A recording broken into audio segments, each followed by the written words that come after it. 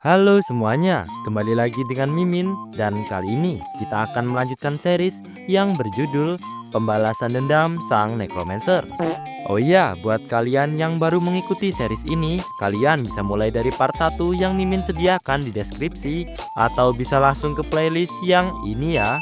Ya udah, tanpa berlama-lama, mari kita langsung masuk ke dalam alur manhwanya.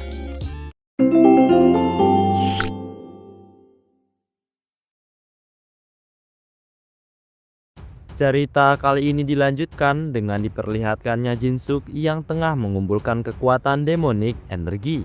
Lalu tanpa basa-basi, ia pun langsung mengerahkan kekuatan demonik energi itu ke tubuh Carmen yang saat ini tengah berusaha untuk melarikan diri. Kemudian serangan itu pun berhasil tepat mengenai salah satu kaki Carmen hingga membuat wanita itu berteriak kesakitan. Lalu sembari menggeram menahan rasa sakit akibat serangan dari Jinsuk barusan, Carmen pun langsung berbalik badan untuk melihat kondisi kakinya. Dan alangkah terkejutnya ia saat mengetahui bahwa kini setengah kaki kirinya telah hilang terpotong. Namun masih dalam keadaan begitu terkejut akibat kehilangan salah satu kakinya, tiba-tiba saja sesuatu kembali mengejutkan Carmen, di mana Jinsuk tiba-tiba saja menginjak wajahnya dengan begitu kuat, membuat ia hanya bisa berteriak kesakitan. Lalu tanpa belas kasihan sama sekali, Jinsuk pun terlihat terus menginjak wajah Carmen hingga terdorong masuk ke dalam tanah. Injakan itu pun bahkan sampai-sampai membuat tanah di sekitar tubuh Carmen menjadi retak. Lalu masih dengan kondisi terus menginjak wajah Carmen seakan-akan ingin merendahkannya hingga serendah-rendahnya, Jinsuk pun lantas mengatakan bahwa Carmen itu tidak akan pernah tahu seberapa lama dirinya menunggu hari ini tiba. Kemudian sembari menatap Carmen tajam penuh dengan rasa dendam, Jinsuk pun juga kembali mengatakan bahwa sekarang mereka sudah sama-sama mati sekali. Menyadari apa arti dari ucapan Jinsuk barusan tentu saja membuat Carmen merasa begitu ketakutan. Lalu ia pun meminta Jinsuk untuk menunggu sejenak sembari kembali memohon agar Jinsuk setidaknya membiarkan ia hidup sebagai Guardian of the Soul. Dan kalau begitu bukankah Jinsuk seharusnya akan merasa sangat senang karena bisa menggunakan ia semau dirinya. Namun mendengar permohonan dari Carmen, Jinsuk pun langsung menjawab jika saat itu ketika dirinya mati di bawah tangan Carmen lalu memutuskan untuk menaiki tower lagi, Jinsuk telah berjanji pada dirinya sendiri. Kemudian kita pun diperlihatkan flashback ketika Jinsuk baru saja terbangun dari reinkarnasinya dan begitu kesal. Ia mengatakan jika ia bahkan tidak akan mengubah Carmen menjadi summoned beast, tetapi ia akan mencabik-cabik jiwa Carmen saat mereka bertemu lagi sampai-sampai tubuh Carmen berubah menjadi abu, agar ia tidak bisa bereinkarnasi. Lalu kembali lagi ke kehidupan sekarang, terlihat Jinsuk tersenyum begitu mematikan seraya mengatakan kepada Carmen jika jiwanya itu pasti akan dilahap sepenuhnya. Mendengar kata-kata Jinsuk barusan, tentu saja lagi-lagi membuat Carmen merasa tambah ketakutan. Lalu ia pun berteriak meminta kepada Jinsuk untuk menghentikan semua ini. Ia juga terus-menerus mengumpati Jinsuk seraya tak lupa untuk meminta tolong. Kemudian sembari menahan kaki Jinsuk yang lambat laun semakin kencang menginjak wajahnya, Carmen pun juga kembali memohon dan mengatakan jika ia tidak mau mati. Namun sayang, Jinsuk tak akan pernah mendengar permohonannya itu. Ia terus menginjak wajah Carmen bahkan hingga membuat wajah perempuan itu hampir menyatu dengan tanah. Di sela-sela kematiannya dengan tenaga yang tersisa, ia pun hanya bisa memanggil nama Cain berharap saudaranya itu akan datang dan menolong dirinya. Tetapi sayang semuanya sudah terlambat, tubuhnya kini sudah hancur dan hanya menyisakan jiwanya saja. Lalu karena ia tak ingin jiwanya juga dihancurkan oleh Jinsuk, Carmen pun terlihat langsung kabur melayang ke udara untuk menjauhi Jinsuk seraya mengatakan jika apakah Jinsuk pikir dirinya itu akan diam saja dan pasrah, karena bagaimanapun ia tidak akan pernah membiarkan Jinsuk melahap jiwanya dan mengakhiri semua ini.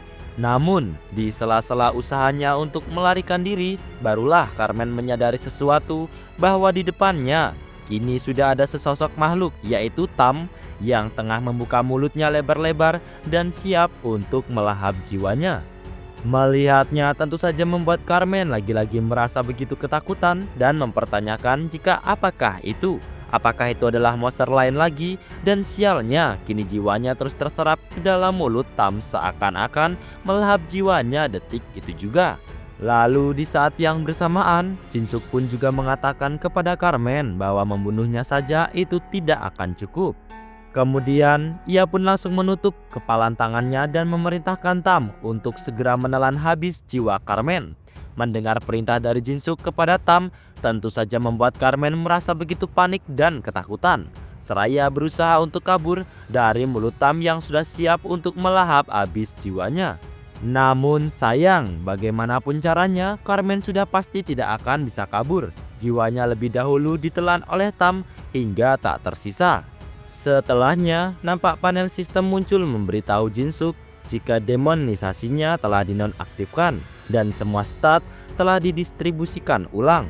Lalu terlihat topeng yang dikenakan oleh Jinsuk mulai retak, kemudian hancur sepenuhnya, menampilkan wajah asli yang selama ini telah ia tutupi. Setelah itu, sembari menghembuskan nafasnya panjang, Jinsuk pun langsung berpikir dengan perasaan begitu lega bahwa akhirnya ia telah membalaskan dendam kepada si bajingan pengkhianat Carmen. Lalu Jinsuk pun terdengar terus-menerus berteriak dengan sekuat tenaga dan mengumpati Carmen untuk melampiaskan kemenangannya. Hingga beberapa saat kemudian barulah dirinya menyadari jika saat ini ia tengah mengalami efek demonisasi di mana tubuhnya jadi tidak bisa bergerak dan rasanya kini ia seperti mau tumbang. Namun sebelum ia benar-benar tumbang terlebih dahulu, Haryu datang dan langsung merangkul sebelah tubuhnya. Tak hanya Haryu saja, tetapi di sisi kanan Jinsuk nampak Hendrik juga datang untuk merangkulnya. Tak lupa dengan Vulkan dan tentunya Tun yang kini sudah berada di belakang tubuhnya. Kemudian dengan senyum bangganya, Vulkan pun juga terdengar mengatakan bahwa ternyata Jinsuk benar-benar melakukannya. Sungguh ia itu memang seorang pria yang nekat. Mendengarnya, Hendrik pun langsung menjawab jika tetapi saat ini mereka sudah maju selangkah dan hanya tersisa 7 lagi, bukan? Oh iya teman-teman, sedikit menjelaskan apa yang dimaksud Hendrik dengan tersisa 7 itu adalah sisa anggota Nenstar yang mengkhianati Jinsuk ya. Dan karena Carmen sudah berhasil dikalahkan, maka anggota mereka hanya tersisa 7 orang saja. Lalu terlihat dengan senyum manisnya, Haryu pun juga tak lupa untuk mengucapkan selamat kepada Jinsuk. Mendengar ucapan tulus dari Haryu dan juga rekan-rekannya yang lain, Jinsuk pun sempat terdiam sejenak hingga selanjutnya terlihat ia memejamkan matanya seraya mengucapkan terima kasih kepada semua rekan-rekannya. Namun di saat yang bersamaan nampak Elione datang menghampiri mereka semua dan mengatakan jika akan tetapi sayangnya Dark Forest mereka sekarang sudah hancur total. Ya walaupun menang memang bagus, tetapi jika rumah baru mereka terlihat seperti ini tetap saja akan menjadi sebuah masalah. Dan terlihat wilayah Dark Forest kini sudah hancur berkeping-keping. Bahkan tanah di bawah pohon Yggdrasil sampai-sampai berlubang ke bawah dengan bekas demonic energi di mana-mana. Namun mendengar ucapan Elione tadi, Jinsuk pun langsung menjawab dan memerintahkan Elione agar tidak usah merasa khawatir karena ia akan mencari cara untuk membantu memperbaiki, dan ia pun juga sudah membuat kesepakatan dengan induk World Tree untuk menyatukan mereka semua. Elione juga tidak perlu untuk memikirkan dananya karena bagaimanapun Jinsuk kan juga sudah memiliki sumber uang yang solid, yaitu Gold Leech. Namun setelahnya terlihat sistem muncul dan memberitahu Elione bahwa induk World Tree telah meminta dirinya untuk segera meninggalkan Dark Forest. Melihat pesan itu tentu saja membuat Elione merasa sedikit keheranan dan mempertanyakan kepada Yang Mulianya jika ada apakah sebenarnya. Mendengar itu, pesan pun kembali muncul lalu mengatakan jika anggota Nenstar lainnya dapat muncul kapan saja di sana, dan di antara mereka yaitu Holistar yang kehilangan kerabatnya tentu saja akan berupaya untuk membalas dendam kepada mereka semua. Maka induk World Tree pun memperingatkan bahwa bertemu dengan Kain Pelon sekarang itu hanya akan berujung buruk.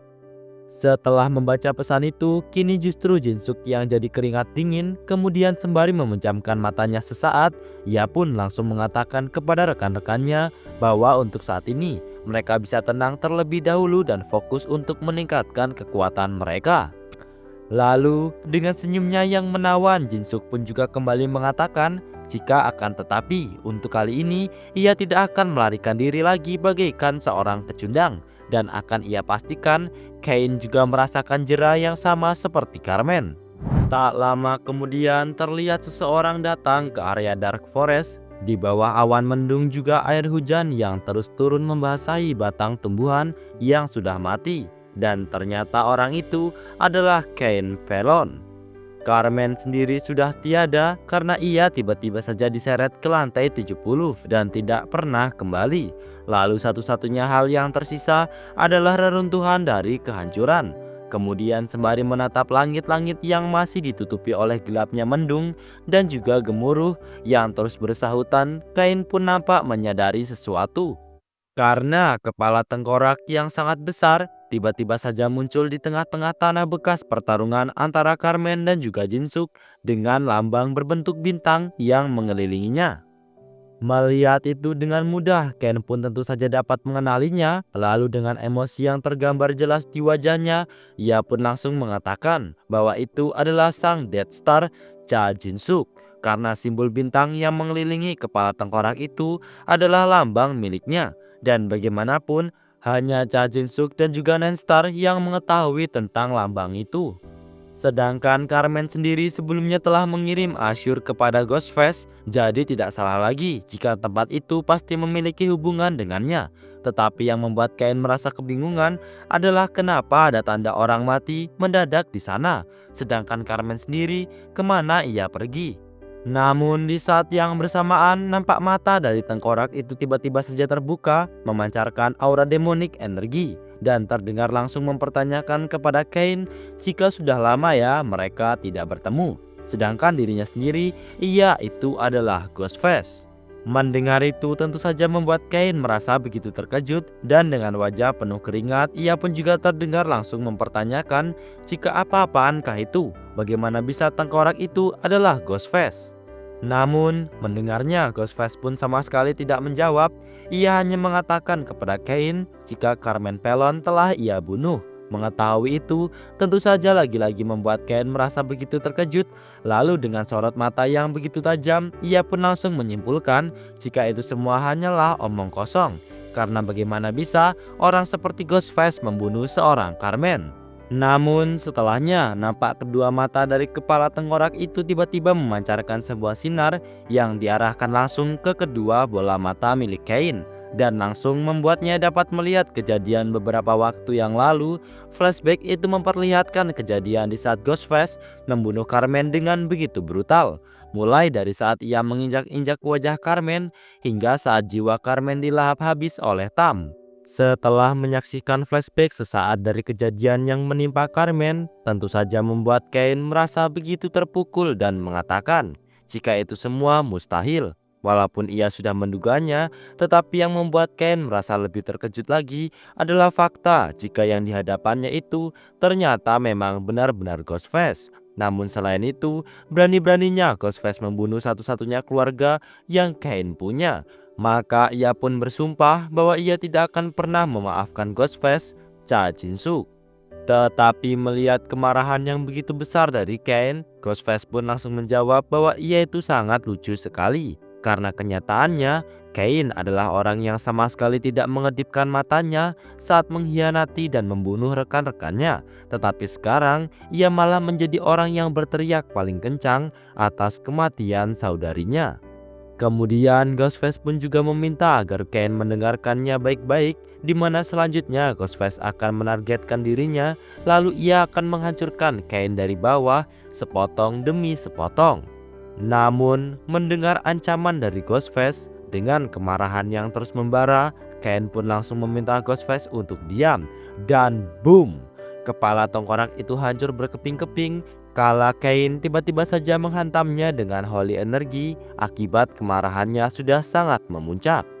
Tetapi walaupun kepala tengkorak itu sudah hancur menjadi beberapa bagian, Ghostface masih bisa memperingatkan Kain agar ia cepat bersiap. Beberapa hari kemudian waktu pun telah berlalu. terlihat ratusan lembar kertas berhamburan di udara membawakan berita terbaru tentang Nenstar Carmen yang telah dibunuh oleh Ghostface. Dan berita itu tentu saja cukup mengguncangkan seluruh orang di seluruh penjuru tower. Lalu orang-orang pun mulai saling berteriak, memberitahu satu sama lain bahwa ada berita hangat dan juga panas terbaru, di mana Ghostface telah berhasil mengalahkan seorang Nenstar. Kemudian, sembari membaca lembaran-lembaran berita itu, para orang-orang di dalam tower pun tentu saja mulai saling membicarakannya. Mereka mempertanyakan jika apakah Ghostface itu memang sekuat itu dan apakah Nenstar selemah itu. Di sisi lain terlihat seorang menggertakkan tongkatnya di sebuah tanah dan ternyata itu adalah salah satu anggota dari kelompok Holy Kingdom. Ia mengatakan jika tempat itu adalah tempat perburuan di bawah kendali Holy Kingdom. Dan siapakah yang telah memberi izin orang-orang yang berada di depannya itu untuk berburu di sana. Jadi setelahnya, ia pun langsung meminta orang-orang itu untuk segera pergi. Namun mendengar pengusiran yang dilakukan oleh salah satu anggota dari Holy Kingdom, seseorang pun terlihat menggoreskan kapak yang ia bawa di sebuah batu, lalu mempertanyakan jika Holy Kingdom, apakah mereka pikir nama itu masih berpengaruh di tower ini. Namun mendengar jawaban dari pria itu, salah seorang dari Holy Kingdom yang baru saja datang dengan begitu murka pun langsung mengatakan jika berani-beraninya pria itu, padahal harga dari kesombongannya itu adalah nyawanya sendiri. Dan ternyata seseorang yang baru saja datang itu bernama Erlona, yaitu subguild dari Holy Kingdom. Kemudian Erlona pun juga terdengar langsung meminta pria di depannya itu untuk segera menarik mundur pasukannya. Namun mendengar itu, pria tadi pun terlihat melompat ke arah belakang tubuh Erlona seraya mengatakan jika ia itu sungguh lucu sekali, padahal pemimpin mereka yaitu Carmen sudah musnah. Namun mereka masih bisa berlagak sok berkuasa. Mendengarnya tentu saja membuat Erlona merasa begitu terkejut. Lalu pria itu pun juga kembali mengatakan bahwa kelompoknya sudah tidak perlu untuk mematuhi peraturan dari Holy Kingdom lagi. Karena mulai sekarang mereka hanya akan melindungi kepentingan mereka sendiri.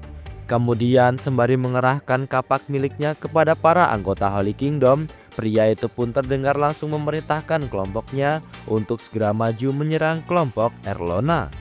Mendengarnya tanpa basa-basi lagi, para pasukan pria itu pun dengan cepat langsung bergerak untuk menyerang.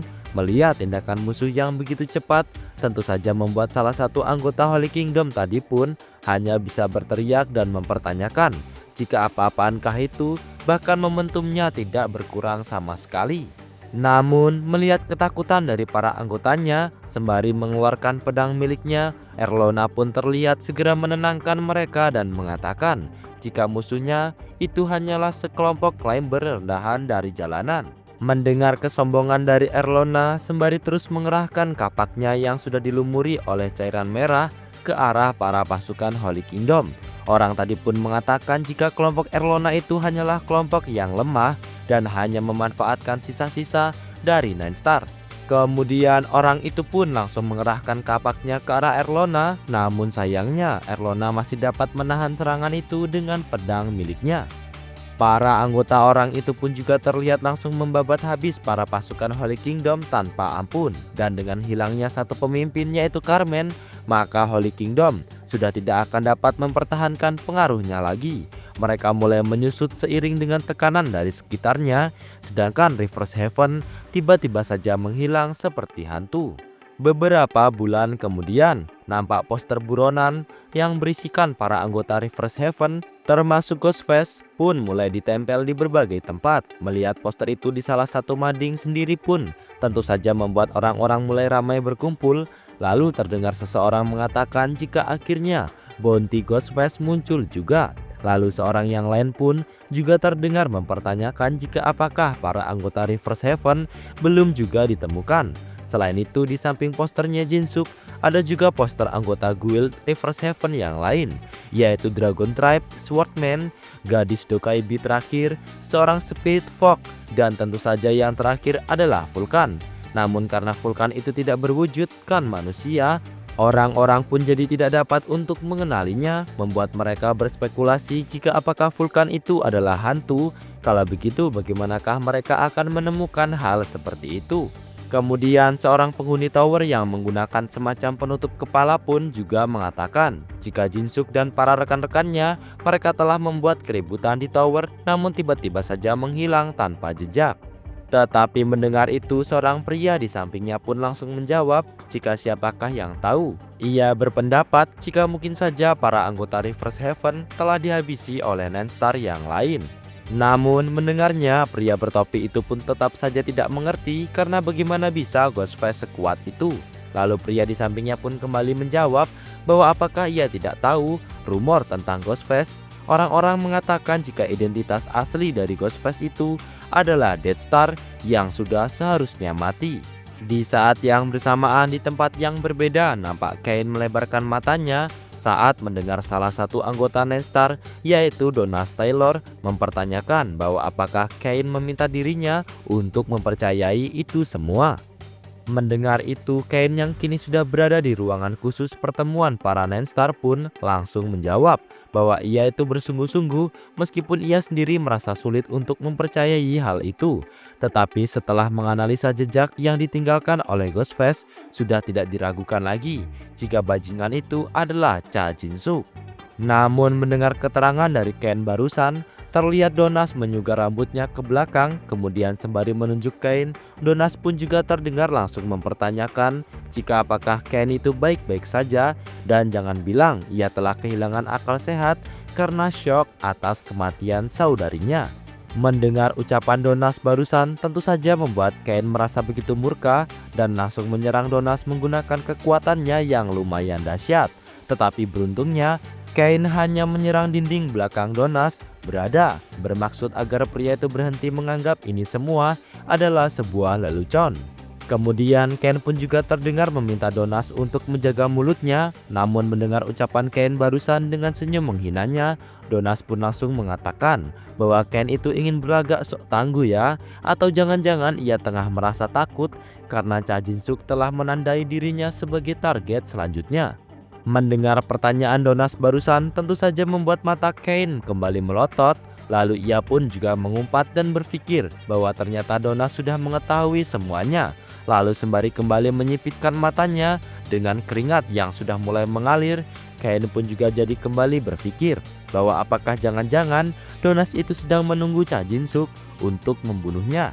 Namun melihat Kain terdiam, Donas pun terdengar kembali mengatakan jika memang membutuhkan waktu yang lama untuk Kain sadar. Setelahnya Donas pun terlihat duduk di sebuah kursi sembari kembali mengatakan kepada Kain jika ia dan juga Carmen dulu bisa berlagak seperti bos karena mereka berdua mempunyai kekuatan dari Nen Fragment. Tetapi sekarang semuanya setara. Namun tidak, Kain sekarang bahkan tidak bisa memegang satu fragmen dengan benar dan tidak akan ada yang mengikutinya juga sekarang. Fakta bahwa para anggota Nenstar lainnya tidak muncul di situ adalah buktinya. Mendengar itu sembari menggebrak meja yang berada di depannya, Kain pun nampak begitu murka seraya mempertanyakan jika apakah mereka semua telah memikirkan hal yang sama. Melihat Kain yang mulai dikuasai oleh amarah, itu malah membuat Donas menjadi tambah senang. Lalu ia pun juga mempertanyakan kepada Kain jika apakah ia ingin mencobanya. Ia sendiri hanyalah seorang healer yang cacat. Jadi apakah Kain pikir ia bisa mengalahkan salah satu dari anggota Nenstar yang lain? Lalu di saat yang bersamaan, terlihat pula Dang Jo-won mengatakan dari layar proyektor jika sekarang itu adalah akhir dari Kain dan mereka akan mengambil alih sisa-sisa pasukan milik Kain. Setelah mendengar ancaman demi ancaman yang ia dapatkan dari rekan-rekannya sendiri, Kain pun hanya bisa menggertakkan giginya kuat seraya berpikir bahwa semua ini karena Ghostface, bukan Cha Jinsuk. Jadi ia pun bersumpah jika ia akan menghancurkan Ghostface dengan tangannya sendiri, bahkan jika ia harus mengorbankan segalanya. Tak lama kemudian di belahan tower yang lain nampak seekor burung terbang membawa sebuah gulungan surat. Lalu saat burung itu telah pergi menyisakan beberapa bulu yang terlepas dari tubuhnya, Jinsuk pun mengatakan bahwa Kain akhirnya sudah mulai bergerak. Jadi ia pun juga mempertanyakan kepada kelompoknya jika apakah mereka juga harus segera bergerak. Baiklah, segini dulu video pada hari ini. Terima kasih buat teman-teman yang selalu menonton video Mimin sampai akhir. Dan Mimin minta maaf jika ada salah kata atau pengucapan dalam video. Mimin akhiri, sampai jumpa.